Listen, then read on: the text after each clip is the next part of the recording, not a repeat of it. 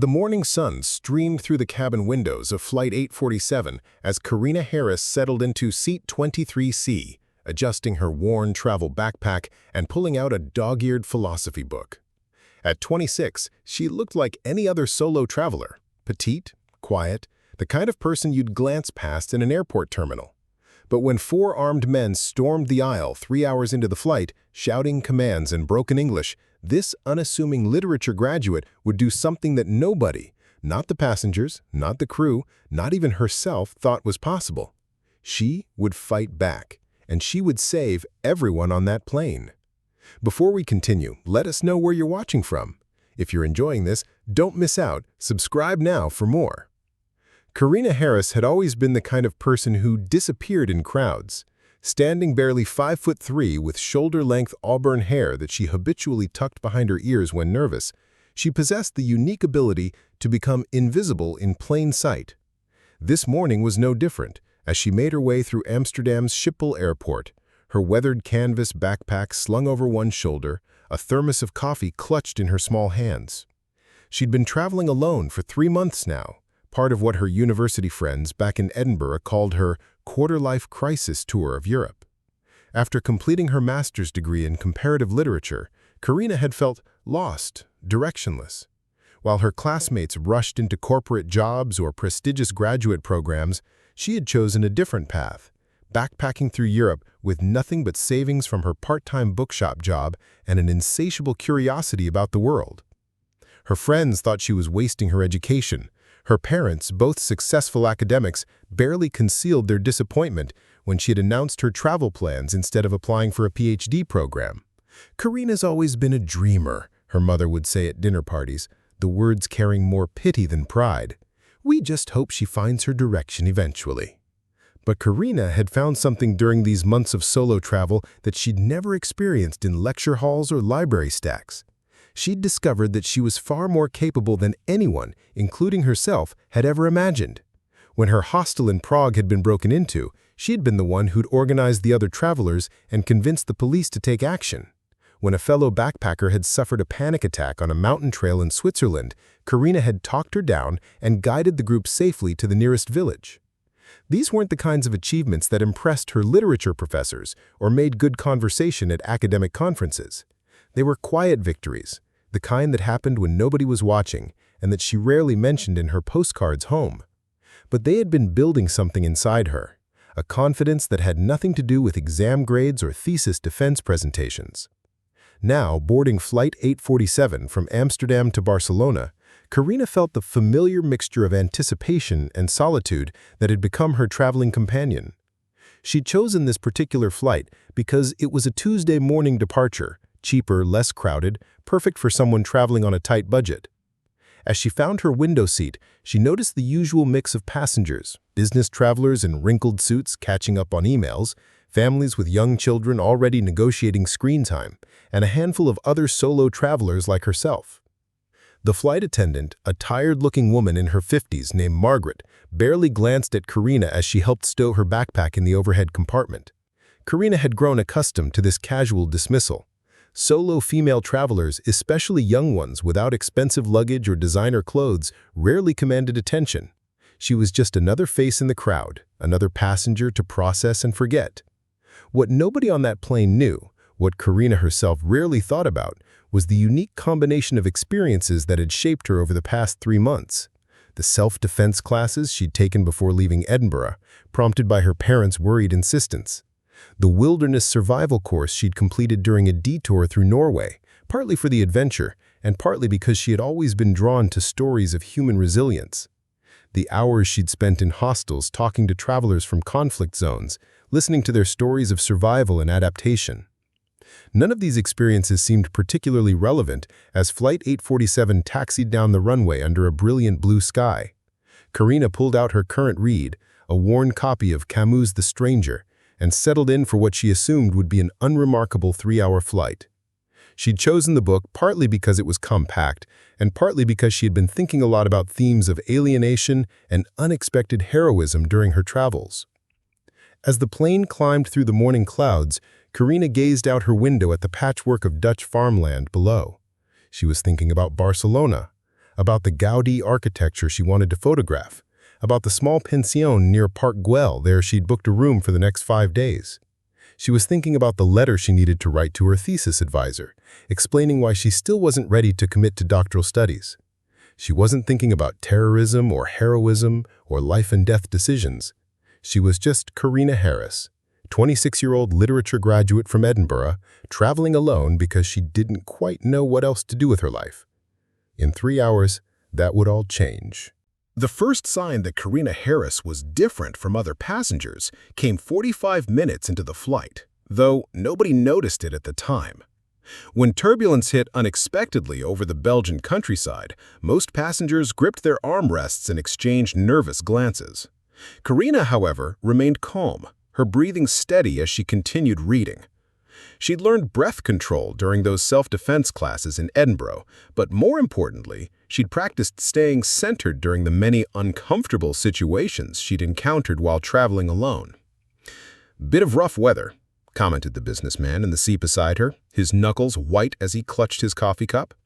Carina offered him a reassuring smile. "It'll pass," she said simply, her voice carrying a quiet confidence that seemed to calm him immediately. This was another skill she developed during her solo travels, the ability to project calm in stressful situations, though she'd never considered it particularly valuable. As the flight settled into smoother air, Carina noticed things that other passengers didn't. The nervous energy of a man in 12B who kept checking his watch and glancing toward the cockpit. The way one of the flight attendants seemed unusually tense, her smile too bright, her movement slightly hurried. The fact that 4 passengers in different sections of the plane had barely touched the complimentary drinks they'd ordered. These observations came naturally to Carina, though she didn't think of them as special abilities. During her months of solo travel, she'd learned to read rooms and situations out of necessity. A young woman traveling alone had to be aware of her surroundings, had to notice when something felt off. It was survival instinct, nothing more. What she didn't realize was that her fellow passengers saw her very differently than she saw herself. To the businessman beside her, she was just a student based on her book and backpack. To the family across the aisle, she was one of those gap-year kids who probably had wealthy parents funding her adventures. To Margaret, the flight attendant, she was simply the quiet girl in 23C, who would likely sleep through most of the flight. This pattern of dismissal had followed Carina throughout her life, but it had intensified during her solo travels. Hostel owners assumed she needed extra help with everything. Fellow travelers offered to take care of her as if she were incapable of managing alone. Local residents in various cities spoke to her slowly, assuming she didn't understand their languages despite her degree in comparative literature and her fluency in 4 languages. The irony was like each dismissal had made her stronger, more self-reliant, more observant. When people underestimated her, she'd learned to use their low expectations as camouflage. She could move through the world largely unnoticed, which gave her unique insights into human behavior and crisis management. During her time in Rome, she'd witnessed a pickpocketing incident and had quietly followed the thief until she could alert police, all while appearing to be just another tourist taking photos. In Berlin, she'd noticed a drunk man becoming increasingly aggressive toward a group of female travelers and had discreetly alerted hostel staff before the situation escalated. In Prague, she'd been the one who'd realized that the helpful local offering to show solo travelers around was actually casing their rooms for valuables. But these interventions were subtle, behind-the-scenes actions that rarely earned recognition. Carina had learned to solve problems quietly, to help without drawing her attention to herself. It was partly her personality, she genuinely disliked being the center of attention, and partly learned behavior from years of being overlooked. Now, as Flight 847 continued toward Barcelona, Carina found herself unconsciously cataloging details about her fellow passengers. The nervous man in 12B had removed his jacket despite the cool cabin temperature and kept touching a small bag he'd placed under his seat. The flight attendant Margaret had made 3 trips to the front of the plane in the past 20 minutes, each time looking more strained. Two other passengers, both men traveling alone, had switched seats shortly after takeoff, claiming they wanted to be closer to friends, though Carina hadn't seen them interact with anyone. These observations weren't conscious concerns. They were just the background awareness that had become second nature during her months of solo travel.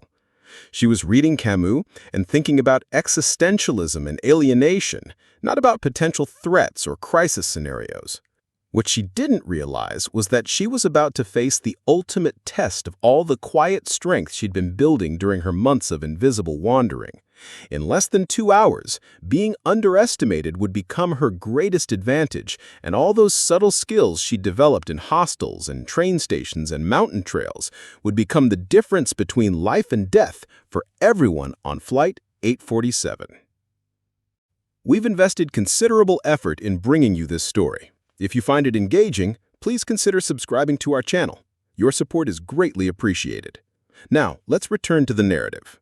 What none of Carina's fellow passengers could have known was that beneath her unassuming exterior lay months of unconscious preparation for exactly this kind of crisis. It hadn't been intentional. She certainly hadn't set out to become someone capable of handling extreme situations.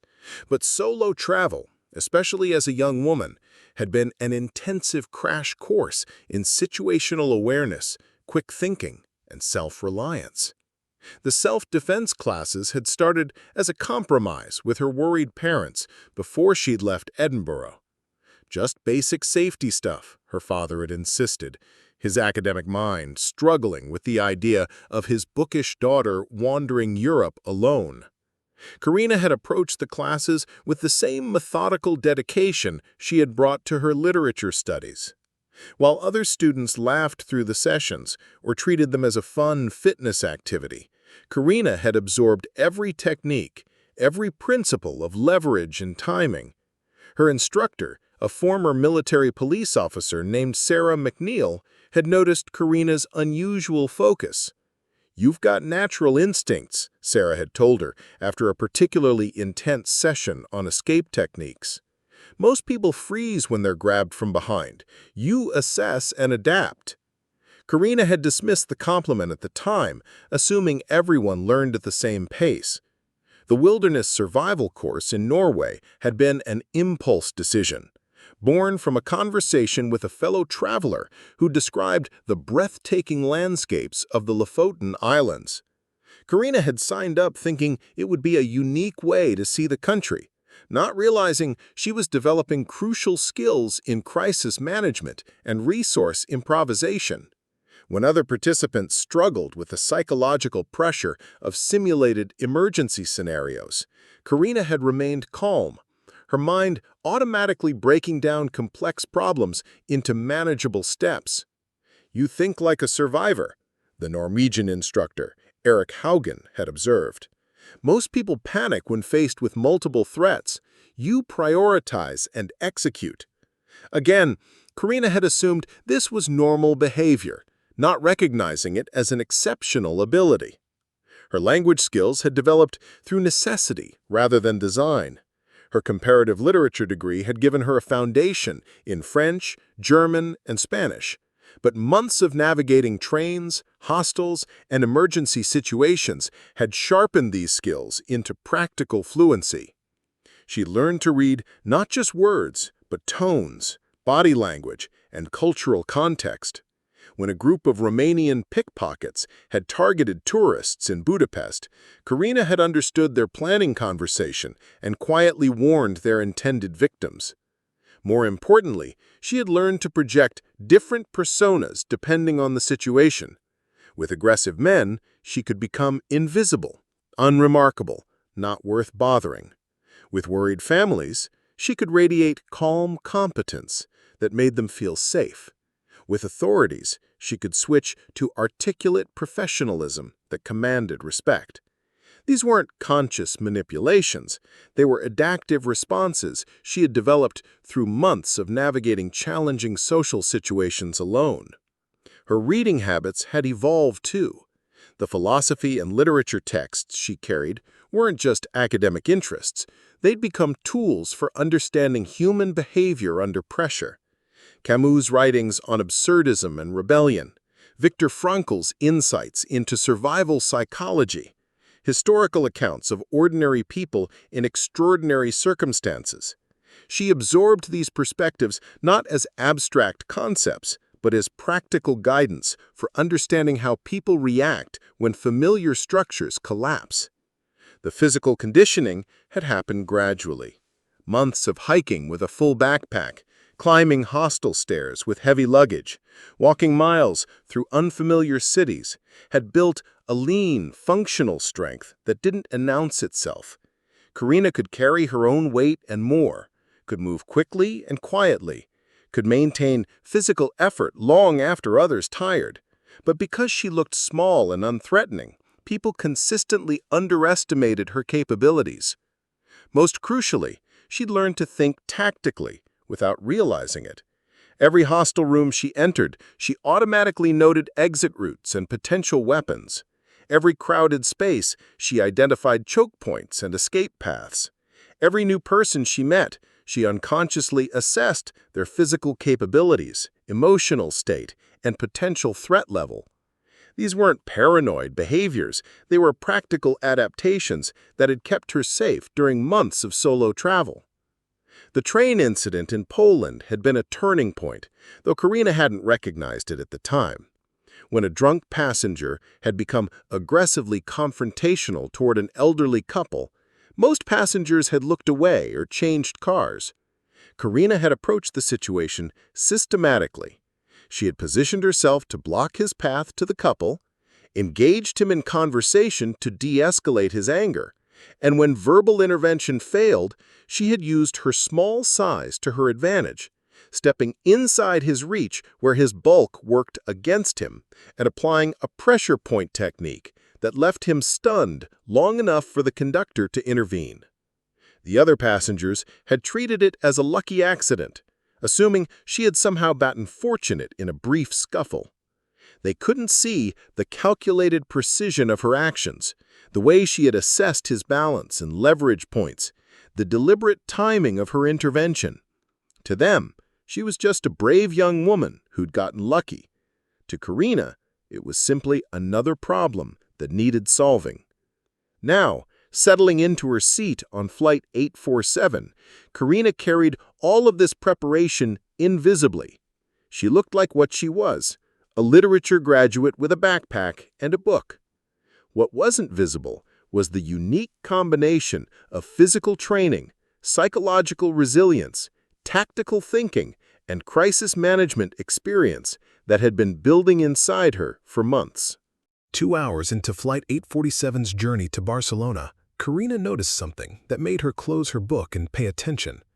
The businessman beside her had fallen asleep, his breathing deep and regular, but his coffee cup sat untouched on his tray table, still full, still warm. That wasn't unusual by itself, but it was part of a pattern that had been building in Carina's subconscious for the past 30 minutes. She'd counted 6 passengers across different sections of the plane whose complimentary drinks remained untouched. The nervous man in 12B had ordered orange juice but hadn't taken a single sip. A woman in the front row had requested coffee 20 minutes ago and hadn't touched it. 2 teenagers near the emergency exits had asked for sodas that now sat unopened beside them. Carina's enhanced situational awareness, developed through months of solo travel, began cataloging other details. The flight attendant, Margaret, had stopped offering the beverage service 15 minutes early, claiming they were experiencing minor turbulence, though the flight had been smooth for the past hour. One of the male passengers who'd switched seats earlier was now standing near the forward galley, ostensibly stretching his legs, but his position gave him a clear view of the cockpit door. When Carina stood to use the restroom, using the movement as an opportunity to observe the cabin more thoroughly, she noticed that the man near the galley wasn't alone. Another passenger, previously seated in the middle section, was now standing near the rear of the plane. A third had positioned himself halfway down the aisle, apparently reading a magazine. The pattern was subtle, probably invisible to most passengers focused on their own activities, but to someone who'd spent months unconsciously mapping human behavior in unfamiliar environments, it was unmistakable. These men were positioning themselves strategically, creating a network of control points throughout the cabin. Carina's first instinct was to alert the flight crew, but as she approached the galley, she overheard Margaret speaking in hushed, urgent tones with another flight attendant named James. "I don't know what to do," Margaret was whispering. "They said they'd hurt passengers if we don't cooperate. They've got something. I don't know what, but they showed me."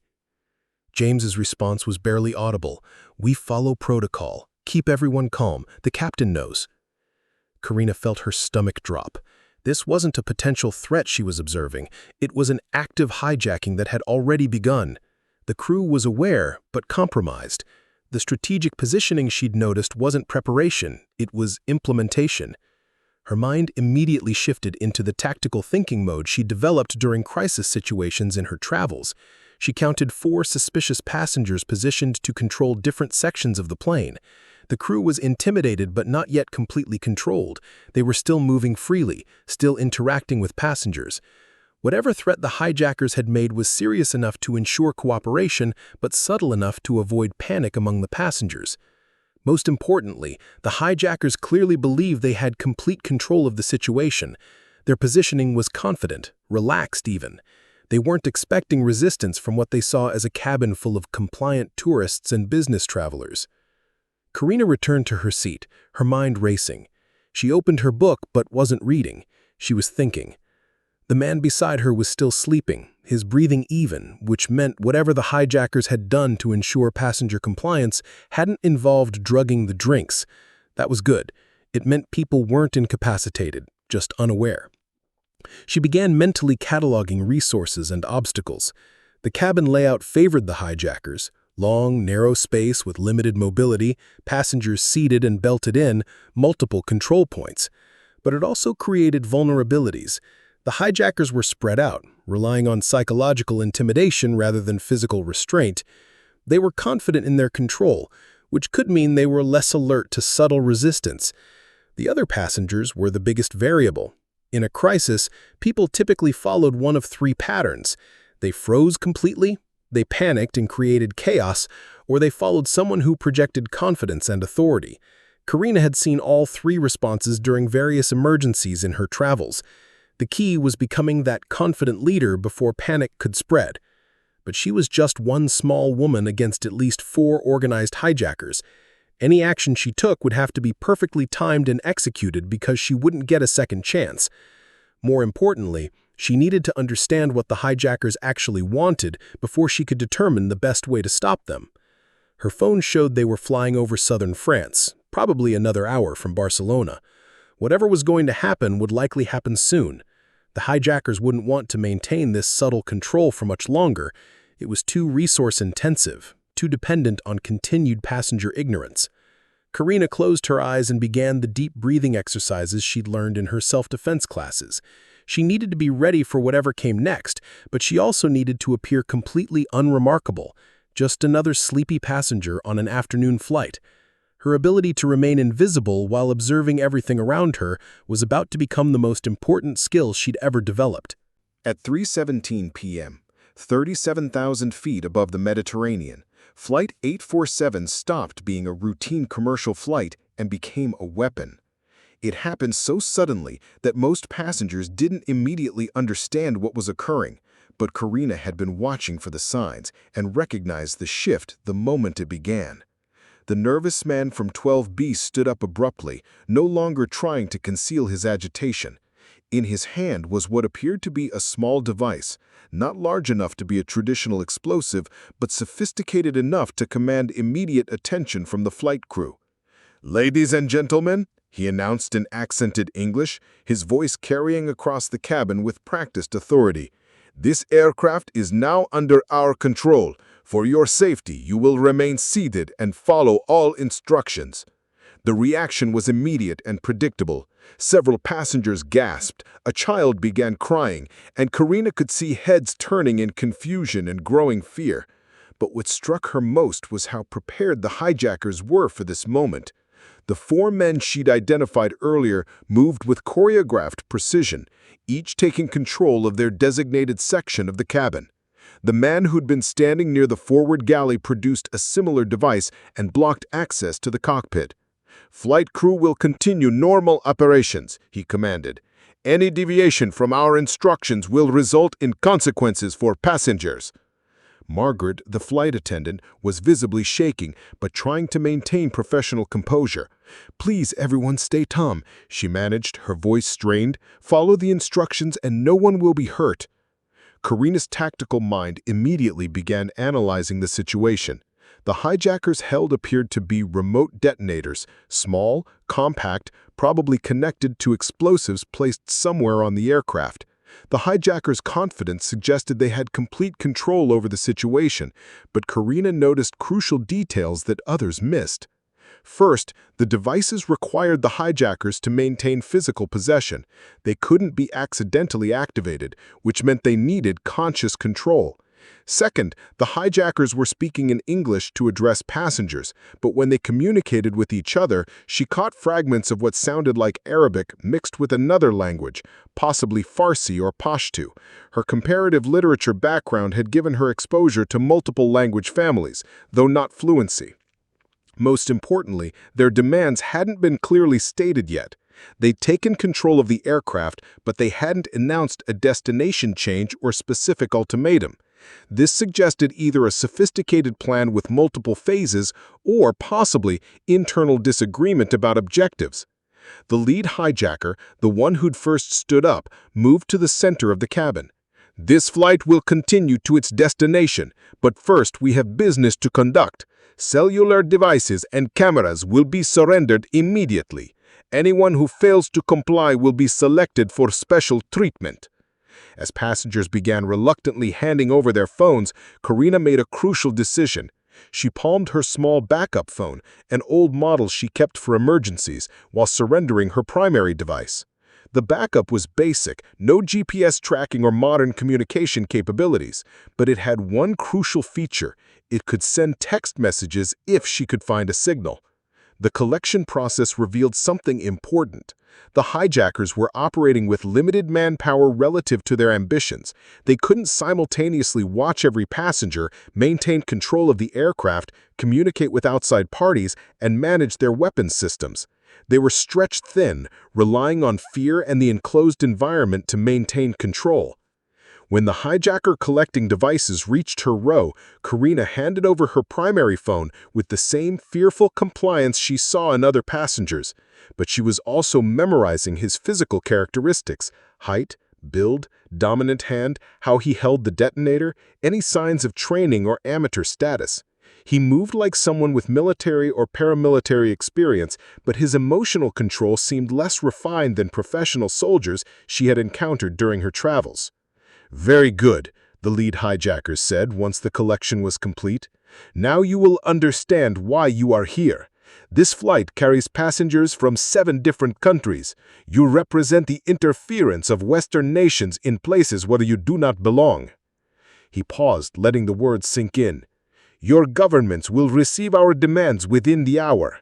Your compliance ensures your survival until those demands are met." The political rhetoric confirmed what Carina had suspected.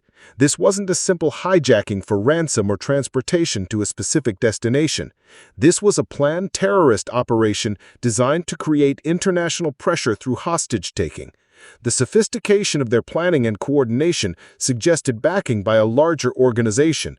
But as the lead hijacker continued his speech about Western imperialism and justified resistance, Carina noticed something that gave her hope. He was performing for the passengers, trying to convert fear into ideological understanding. Professional terrorists didn't waste time on political education during active operations. They moved quickly and efficiently toward their objectives. This verbal component suggested either inexperience or internal pressure to justify their actions, possibly to themselves as much to the hostages. It also meant they planned to keep the passengers alive long enough for negotiations, which created opportunities for intervention. The question was whether she would get a chance to act on those opportunities and whether she could do so without getting everyone on the plane killed in the process. The turning point came exactly 43 minutes after the hijackers had revealed themselves, when Carina overheard a conversation that changed everything.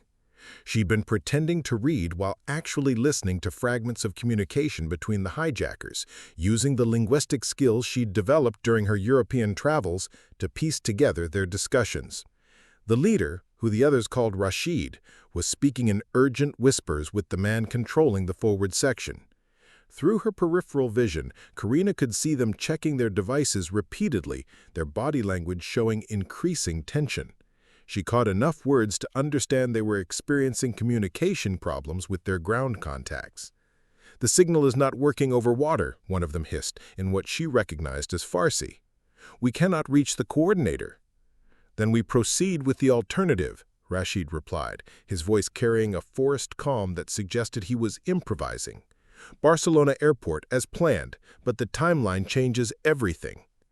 What chilled Carina was the phrase that followed. "If we cannot establish contact within 30 minutes, we implement the final protocol."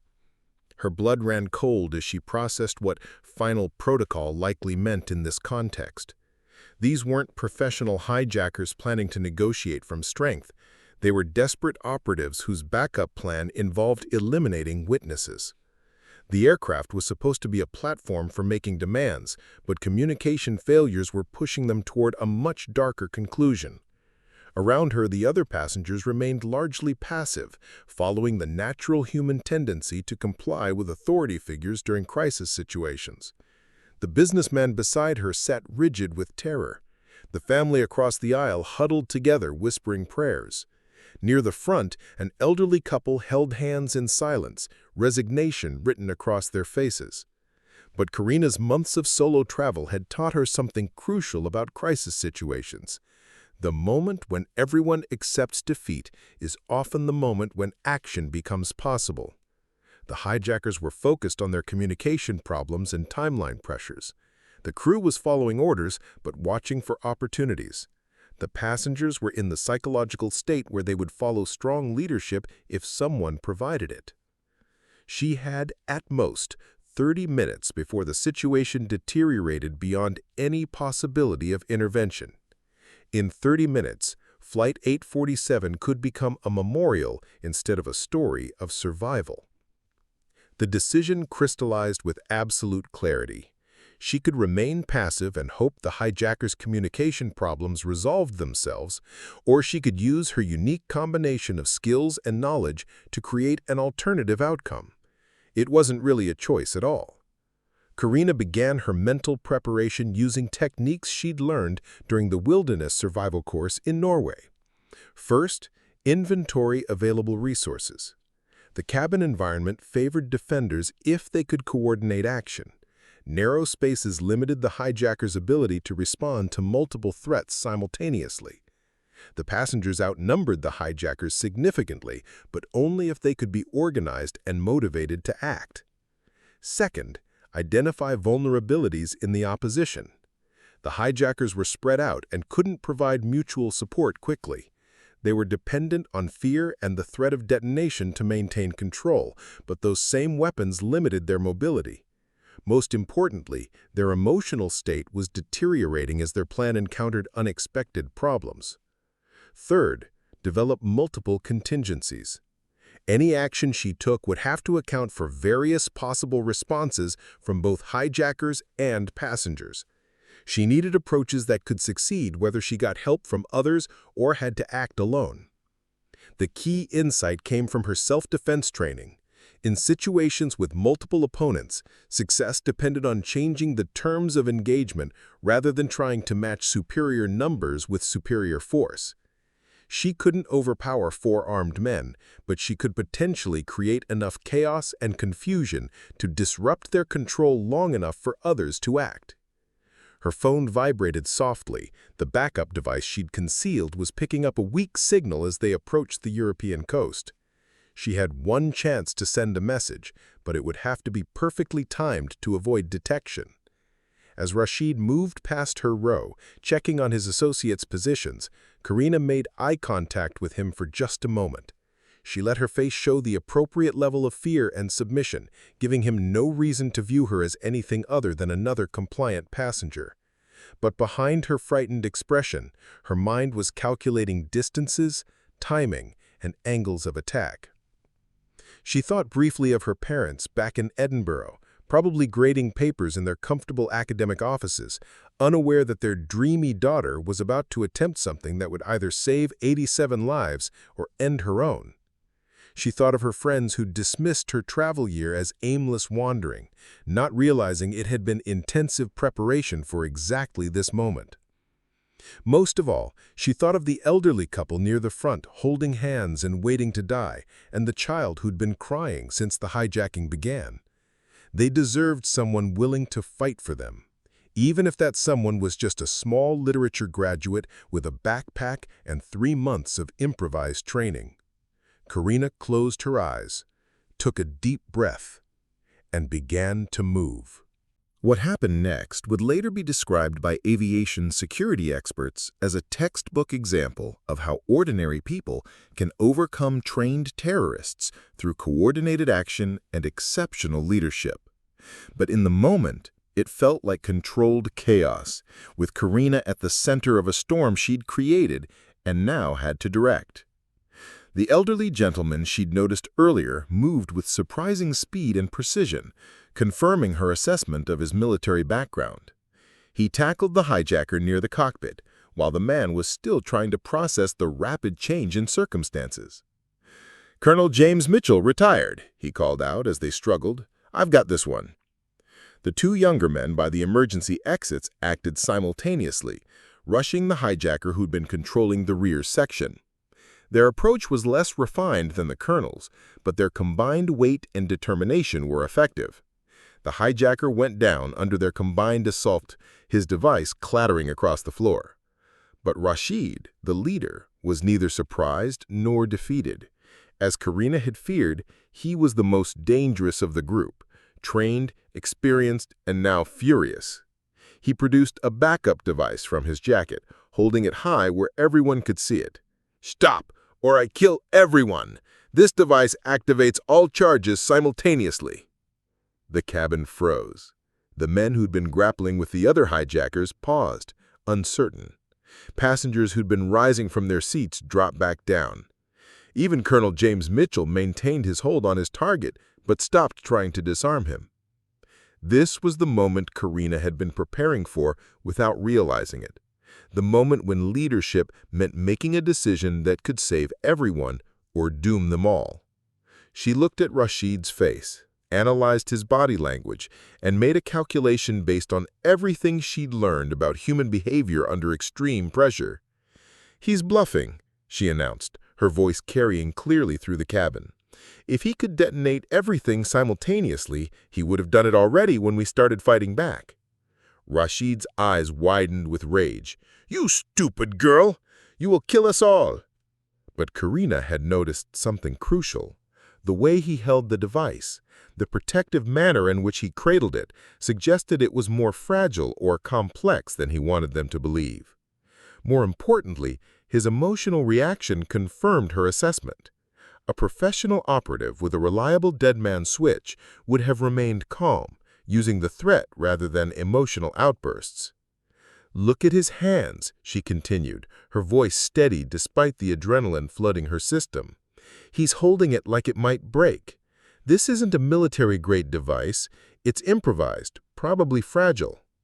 She began moving toward Rashid, not directly, but at an angle that would force him to turn and divide his attention between her and the other passengers who were beginning to stand again.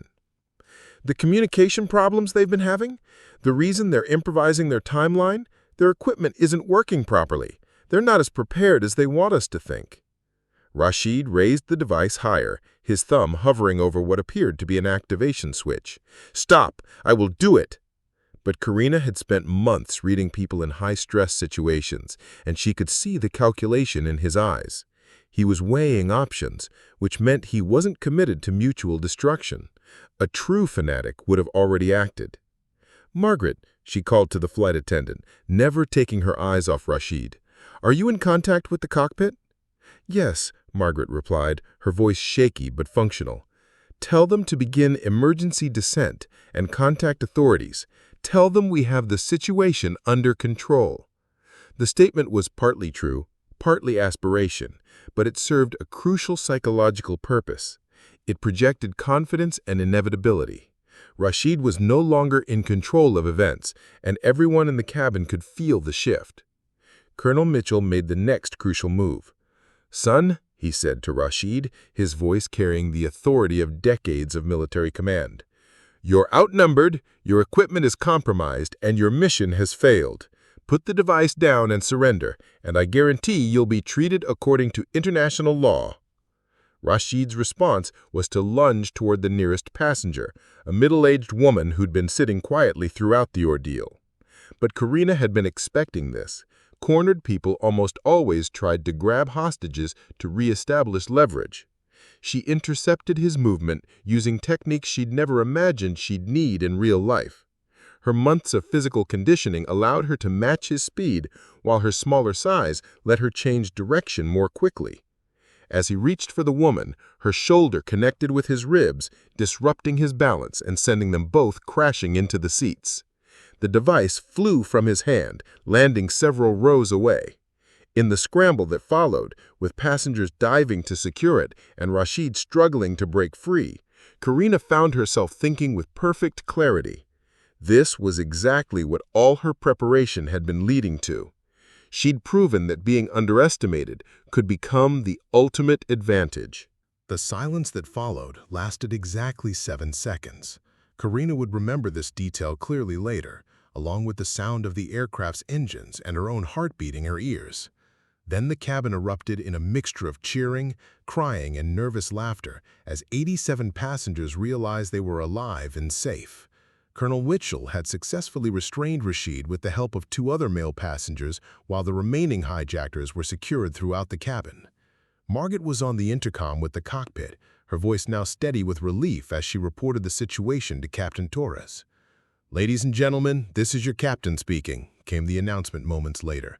"We're beginning an emergency descent to the nearest airport. That's Barcelona, about 20 minutes out. Emergency services are standing by. I want to personally thank the passengers who acted with such courage today." But all eyes in the cabin were on Carina, who was sitting on the floor of the aisle, her small frame somehow commanding more attention than anyone else on the plane. She was examining a minor cut on her hand with the same methodical focus she'd applied to everything else during the crisis. The businessman who'd been sitting beside her, awake now and staring at her with undisguised amazement, was the first to speak. I can't believe what you just did. You were reading a book an hour ago. How did you know what to do?" Carina looked up at him, then at the faces surrounding her, expressions of gratitude, disbelief, and dawning respect. These were the same people who'd barely noticed her when she boarded, who'd seen her as just another young traveler with a backpack. "I didn't know if it would work," she replied honestly. "I just knew someone had to try." Colonel Mitchell approached, extending his hand to help her stand. "Miss, I've commanded soldiers for 30 years, and I've never seen better tactical thinking under pressure. What's your background?" "Literature," Carina said, accepting his help and standing. "I just finished my master's degree in Edinburgh." The colonel's expression shifted to something approaching disbelief. "Literature? Not military training, not law enforcement?" "Solo travel," Carina replied with a slight smile. "Turns out that's pretty good preparation for handling unexpected situations." As the plane continued its descent, word of what happened in the cabin spread in whispered conversations. Passengers who'd been too shocked to act during the crisis now approached Carina with thanks and questions. How had she known the hijackers were struggling with communication problems? How had she recognized their positioning before they revealed themselves? How had a young woman traveling alone managed to take down trained terrorists? The answers she gave were simple but revealing. The months of solo travel had taught her to read situations and people. The self-defense classes had provided practical skills. The wilderness survival course had developed her ability to think clearly under pressure. The various crisis situations she had navigated in hostels and train stations had built her confidence in taking initiative when others hesitated. But mostly, she told a reporter who interviewed her later, "I think it was about being underestimated. They saw a small, quiet woman with a book and assumed I wasn't a threat. That gave me the element of surprise." What she didn't mention, but what became clear to everyone on that plane, was that her actions had been guided by something deeper than training or situational awareness.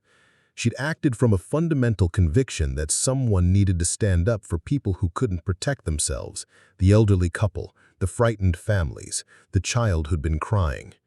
Margaret, the flight attendant, perhaps understood this best. She said that she'd been flying for 23 years, and she'd seen passengers panic, freeze, or cause problems during emergencies, but she had never seen someone take responsibility for everyone else's safety the way she did.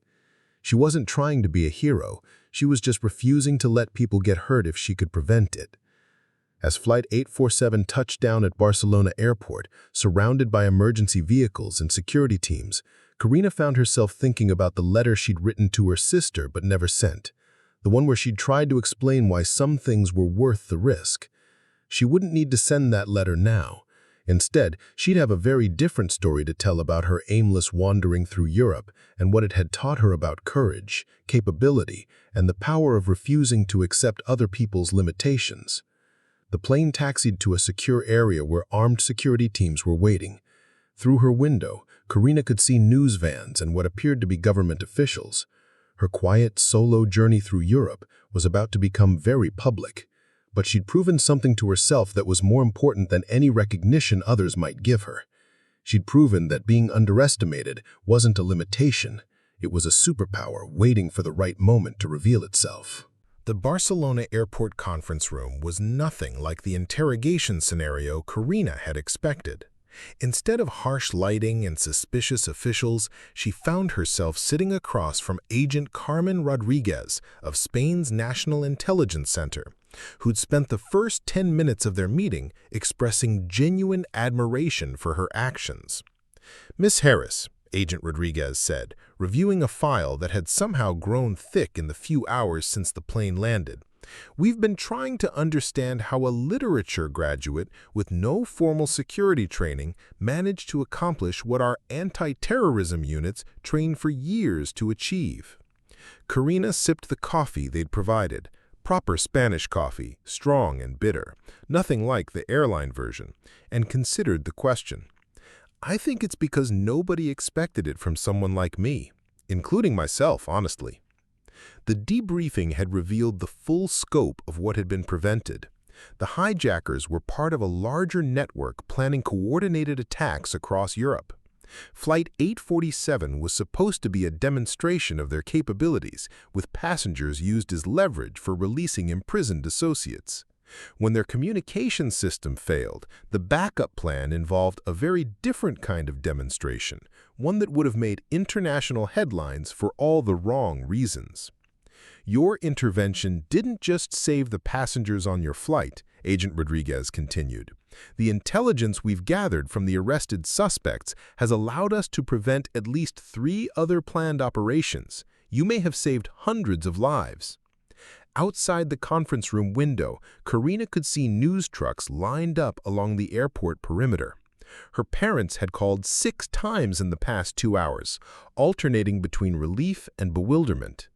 Her university friends were flooding social media with messages of disbelief. The quiet literature student who disappeared on a gap year had become an international news story. But the most significant call had come from an unexpected source. Colonel Mitchell, the retired military officer who'd helped secure the hijackers, had contacted his former colleagues in British military intelligence. Within hours, Carina had received 3 separate job offers from organizations she'd never heard of. "The interesting thing," Agent Rodriguez observed, "is that your academic background may have been more relevant than you realized. Your ability to read people, to understand psychological pressure, to analyze complex situations quickly, those are precisely the skills we look for in intelligence work." Carina thought about her thesis research on literature of resistance movements, the hours she'd spent analyzing how ordinary people responded to extraordinary circumstances. She'd never considered that academic work as practical training, but perhaps it had been preparation of a different sort. "There's something else," Agent Rodriguez continued. "The way you organized the passenger response, the leadership you showed, those aren't skills that come from textbooks. Where did that come from?" The answers surprised Carina as much as it seemed to surprise the agent. From being ignored, I think. When people don't expect anything from you, you learn to rely on yourself. You develop confidence that doesn't depend on others' approval or recognition. Her months of solo travel hadn't just been about seeing Europe. They'd been about discovering who she was when stripped of familiar social context and support systems.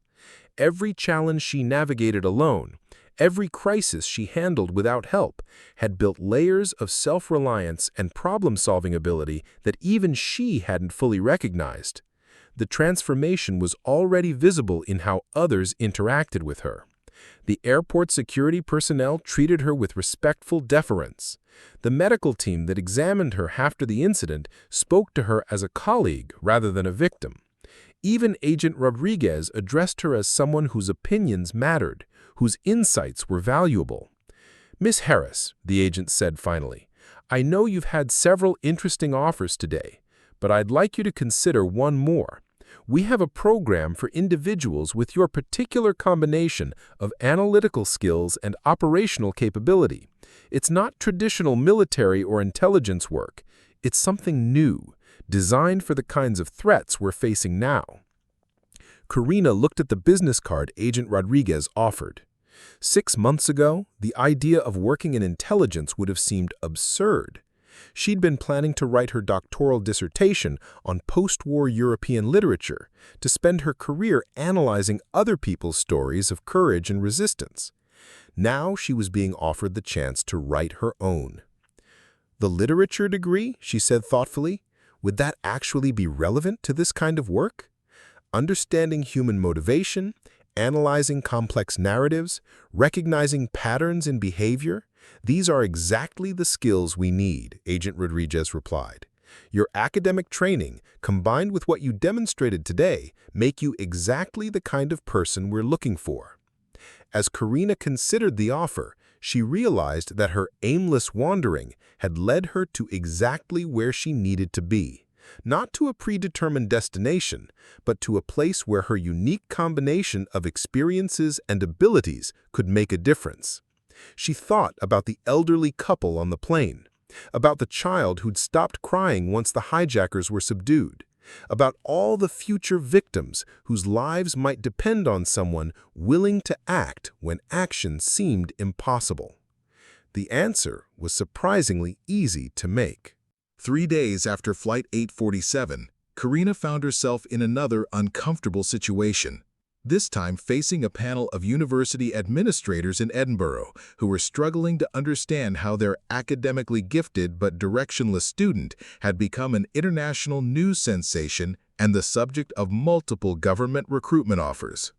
Professor Margaret Whitfield, her former thesis advisor, sat at the head of the conference table, surrounded by department heads and university officials. The same woman who'd expressed concern about Carina's lack of academic focus just 4 months earlier now wore an expression of barely concealed bewilderment. "Miss Harris," Professor Whitfield began, consulting notes that seemed inadequate for the situation, "your recent actions have certainly brought attention to our literature program, though I must say we're struggling to understand how someone who showed such uncertainty about her academic direction could demonstrate such decisive leadership in a crisis situation." The subtext was clear. They were questioning whether her previous academic performance had been an accurate reflection of her capabilities, and whether her apparent transformation suggested some kind of fundamental misunderstanding on their part.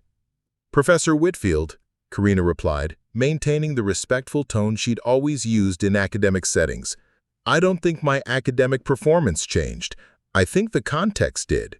Literature taught me to analyze human behavior and motivation. Solo travel gave me opportunities to apply those insights in real situations. The crisis on the plane just required combining those skills in a life-or-death scenario." Dr. James Crawford, the head of the Comparative Literature department, leaned forward. "But Carina, your thesis proposal was rather unfocused. You seemed uncertain about your research direction, unsure about your academic goals. How do we reconcile that with someone who could take charge of a terrorist situation?" The question revealed something Carina had been thinking about since Barcelona. The academic uncertainty that had frustrated her professors wasn't a lack of capability. It was a mismatch between her developing skills and the narrow channels that traditional academic careers offered. "Dr. Crawford," she said carefully, "I think my uncertainty came from feeling like I was trying to fit into a predetermined path that didn't match who I was becoming. The travel wasn't about avoiding academic responsibility, it was about discovering what I was actually capable of when given different challenges." Professor Whitfield consulted her notes again. "Yes, well, we've been contacted by several interesting organizations asking about your academic record. Intelligence services, international consulting firms, government agencies we'd never heard of. They seem quite interested in your particular combination of analytical skills and practical experience." The tone suggested this attention was both impressive and somehow inappropriate for a literature student. "The question," Dr. Crawford continued, "is whether you intend to complete your academic trajectory here or pursue these other opportunities. We need to understand your intentions regarding the doctoral program you'd previously expressed interest in." Carina looked around the conference room, at the same professors who'd viewed her solo travel as a waste of her education, who'd suggested she lacked focus and direction, who'd seen her quiet demeanor as evidence of insufficient academic ambition. "I've learned something important over the past few months," she said. "Academic excellence and real-world capability aren't always the same thing. I was a good student, but I needed experiences outside the classroom to discover what I was actually meant to do." The silence that followed was uncomfortable. Professor Whitfield finally spoke. "Are you suggesting that your academic training was insufficient preparation for your career goals?" "No," Carina replied. "I'm saying that my academic training was excellent preparation for understanding human behavior and complex situations, but I needed practical experience to learn how to act on that understanding. The combination made me effective in ways that neither component could have achieved alone." Dr. Crawford shifted in his chair. "So you're declining to return to complete your doctoral studies?" "I'm accepting a position with the European Intelligence Consortium. It's a new initiative that specifically recruits people with interdisciplinary backgrounds. My literature training will be directly relevant to analyzing cultural and psychological factors in security situations." The administrators exchanged glances. This wasn't the trajectory they'd envisioned for any of their students, but it was clearly a prestigious opportunity that reflected well on their program in unexpected ways. "Well," Professor Whitfield said finally, "we certainly never anticipated training intelligence operatives through our literature program, but I suppose your experience demonstrates that rigorous analytical training can prepare students for a wider range of careers than we'd previously considered." As Carina left the meeting, she realized this confrontation represented more than just explaining her career change. It was about challenging institutional assumptions about what constituted valuable preparation for meaningful work. Her professors had seen her uncertainty and solo travel as evidence of wasted potential. They hadn't recognized that questioning predetermined paths and seeking diverse experiences could be exactly the preparation needed for work that didn't fit traditional categories. The transformation wasn't just in her. It was in how others would now understand that unconventional preparation could lead to extraordinary capability. The letter arrived 6 months after Carina had started her new position with the European Intelligence Consortium. It came on official university letterhead, signed by the Dean of Arts and Humanities at the University of Edinburgh, and began with words that would have seemed impossible just a year earlier. "Dear Miss Harris, it is with great pride that we invite you to serve as the keynote speaker for our upcoming symposium on Literature and Leadership in Crisis Situations, New Perspectives on Practical Applications of Humanities Education." Carina read the invitation twice, sitting in her small office in Brussels, where she now worked as a cultural analysis specialist. The same institution that had questioned her academic focus now wanted her to address faculty and students about the real-world applications of literature studies. The irony wasn't lost on her, but what struck her most was how fundamentally the conversation had shifted. Instead of defending her unconventional choices, she was now being asked to explain how those choices had led to professional success. Her supervisor, Director Alina Kovac, knocked on her office door. "The University of Edinburgh invitation," she asked, noting the letterhead. "They want me to speak about how literature training applies to intelligence work," Carina replied, still somewhat amazed by the request. "You should accept," Alina said firmly. "Your academic background is exactly what makes you effective at cultural threat assessment. Most intelligence analysts understand tactics and technology. Very few can read the cultural and psychological narratives that drive extremist recruitment." This was the recognition that Carina had never expected, but now realized she'd been working toward without knowing it. Her recent assignment, analyzing propaganda patterns in terrorist communications, had drawn directly on her literary training in narrative structure and psychological motivation. Her ability to identify cultural themes and emotional appeals in extremist messaging had proven more valuable than traditional intelligence-gathering methods. The transformation in how others perceived her capabilities had been gradual but unmistakable. Colonel Mitchell, who'd helped subdue the hijackers, had become something of an unofficial mentor, connecting her with colleagues in various security organizations. The other passengers from Flight 847 had stayed in touch, many of them crediting their survival to her leadership, and several offering professional opportunities in their own fields. But perhaps the most significant change was in her own understanding of what she was capable of achieving. The uncertain literature student who'd boarded that flight to Barcelona had been replaced by someone who knew exactly what her unique combination of skills could accomplish. Her work with the consortium had proven that her literary training was uniquely valuable for understanding the cultural dimensions of security threats. While traditional analysts focused on organizational structures and tactical capabilities, Carina could identify the narrative frameworks that extremist groups used to recruit and motivate followers. "You're doing work that didn't exist 5 years ago," Alina had told her during a recent performance review. "Your ability to analyze cultural narratives and predict behavioral responses, that's not something we could have trained for using conventional methods." The recognition extended beyond her immediate professional circle. Academic conferences were beginning to include sessions on applied humanities and literature in security studies. Universities were developing new interdisciplinary programs that combined cultural analysis with practical applications. Carina had become an example of how traditional academic disciplines could evolve to meet contemporary challenges.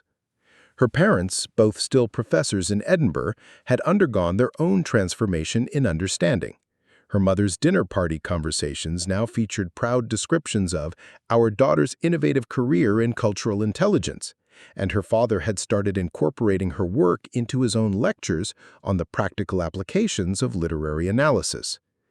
Even her former classmates, many now struggling in traditional academic career paths, had begun reaching out for advice about alternative applications for their humanities training.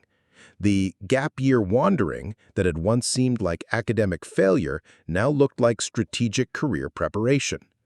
But the most meaningful recognition came from an unexpected source, a letter from the elderly couple who'd been on Flight 847, Mr. and Mrs. Thompson from Manchester. "Dear Carina," Mrs. Thompson had written, "Harold and I think of you often. We've told our grandchildren about the brave young woman who saved our lives, and we've tried to explain that heroes don't always look the way people expect them to. You've changed how we think about courage and capability. You've also changed how we think about the value of education that prepares people to think rather than just to follow prescribed paths." As Carina prepared her response to the university's invitation, she realized that the recognition she'd received wasn't just personal. It represented a broader acknowledgement that unconventional preparation could lead to exceptional capability. that questioning traditional paths could reveal new possibilities, and that being underestimated could become the foundation for extraordinary achievement. The keynote speech would be an opportunity to share those insights with the next generation of students facing their own uncertainties about how their education might prepare them for challenges that didn't yet exist. 2 years after Flight 847, Carina Harris stood in the same lecture hall where she'd once sat as an uncertain graduate student. But everything about the situation had transformed. Professor Whitfield, who now introduced her as our distinguished alumna, presented her to an audience of faculty, current students, and visiting academics as someone who'd pioneered new applications for humanities education in contemporary security challenges. "Ladies and gentlemen," Carina began, looking out at faces that included several of her former classmates now pursuing their own non-traditional career paths. "I want to tell you about a journey that started with everyone thinking I was wasting my education and ended with me using every aspect of that education in ways nobody had imagined possible." The audience settled in, expecting a conventional success story. Instead, Carina offered something more complex and honest. "The truth is, when I left Edinburgh to travel through Europe, I felt like an academic failure. My thesis advisor thought I lacked focus. My parents worried I was throwing away my education. My friends assumed I was having some kind of quarter-life crisis that would eventually resolve with me returning to traditional academic work." She paused, noting the recognition in several student faces, the same uncertainty and pressure she'd felt. "But what I discovered during those months of solo travel was that my literature training had given me something incredibly valuable: the ability to read human behavior, to understand cultural narratives, to analyze complex situations quickly. I just needed real-world experiences to learn how to apply those analytical skills practically." A student raised her hand. "But how do you get from literature to intelligence work? That seems like such a huge leap." "It's not a leap at all. Intelligence work is fundamentally about understanding human motivation, cultural patterns, and narrative structures. When I analyze terrorist propaganda now, I'm using the same skills I developed studying how authors create emotional responses in readers. When I assess cultural threats, I'm applying the same frameworks I learned for understanding how societies respond to stress and change." Dr. Crawford, now much more attentive to her insides than he'd been 2 years earlier, asked the question she'd been expecting. "What advice would you give to students who feel uncertain about their academic direction?" "Embrace the uncertainty," she said without hesitation. "The world is changing so rapidly that many of the careers you'll have don't exist yet. The students who succeed won't be the ones who follow predetermined paths perfectly. They'll be the ones who develop strong analytical foundations and then learn to apply those skills in new contexts." She clicked to her next slide, showing a photo of herself working with an international team of analysts from various disciplinary backgrounds. "This is my current team at the consortium. We have former journalists, anthropologists, psychologists, historians, even a musicologist who specializes in analyzing cultural messaging in extremist recruitment videos. What we all share isn't a common career path. It's the ability to think critically and adapt our specialized knowledge to address complex contemporary problems." A faculty member asked about the role of traditional academic preparation in this model. "Academic rigor is essential, but we need to expand our definition of what constitutes valuable preparation. Solo travel taught me practical crisis management. Self-defense classes developed my ability to remain calm under pressure. Hostile conversations with people from conflict zones gave me insights into cultural trauma that inform my professional work every day." The questions continued for nearly an hour, with students asking about career preparation, faculty inquiring about curricular implications, and several audience members wanting to understand how to identify and develop unconventional applications for their own expertise. As the formal presentation concluded, Carina was surrounded by students and faculty who wanted to continue the conversation privately. Among them was a young woman who reminded her strongly of herself 2 years earlier, brilliant, uncertain, and clearly struggling with the gap between her academic training and her intuition about what she might be capable of achieving. "I feel like I'm disappointing everyone by not wanting a traditional academic career, but I don't think that's really what I'm meant to do." "Then don't do it," Carina said simply. "Figure out what problems you want to solve, then find ways to apply your training to solving them.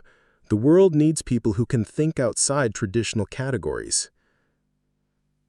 As she prepared to leave Edinburgh and return to her work in Brussels, Carina reflected on how completely her relationship with her academic institution had transformed.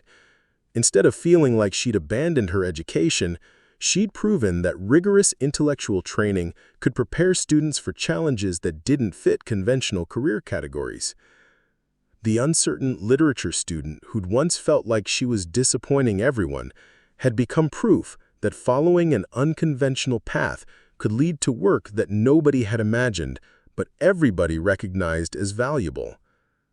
Her story had become inspiration for others who felt caught between traditional expectations and their own sense of untapped potential.